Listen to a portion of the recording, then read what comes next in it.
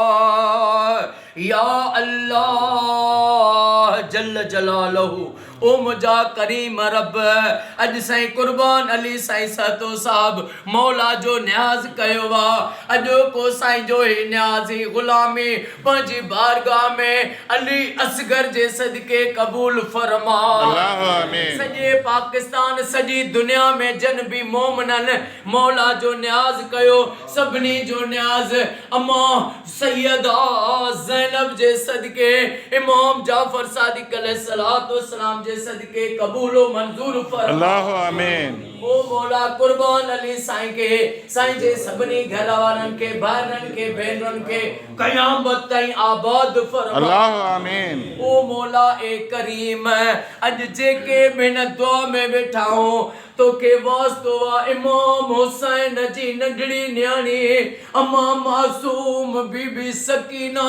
सलामुल्लाह अलैहा जो वास्तो थी अज असां सभनी जो बेड़ो तार अल्लाह आमीन। ईरान जी गैब मो क़यामत ताईं मदद फरमा अल्लाह आमीन। को ईरान जो दुश्मन आ उनके निस्तो नाबूद फरमा अल्लाह ओ आमीन। मौला साईं कुर्बान अली सातो साईं जे जेके भी दिलन जो जोश तमन्नाऊं आहिनि उहे पूरी फरमा अल्लाह आमीन। मोहम्मद आले मोहम्मद जो वास्तो थी दुआ कबूल फरमा अल्लाह आमीन। सजी दुनिया जे हर मोमिन जे घर शिया सुन्नी मोमिन जे घर लख सलवातूं पढ़ियूं वञनि इहा दुआ कबूल फरमा अल्लाह आमीन। अल्लाह जेके बीमार आहिनि उन्हनि खे इमाम सज्जाद जे सदके शफा अता फरमा अल्लाह आमीन। बेरोजगारनि खे रोज़ी अता फरमा अल्लाह आमीन। बे औलादनि खे औलाद अता फरमा अल्लाह आमीन। जे घरनि ते किरोध उन्हनि तो किरोध दूर फरमा अल्लाह आमीन। के रोज़ी आए पर बरकत न आए उन्हनि जी रोज़ी में बरकतूं अता फरमा अल्लाह आमीन। जुमले जेके भी दुआ में वेठा हूं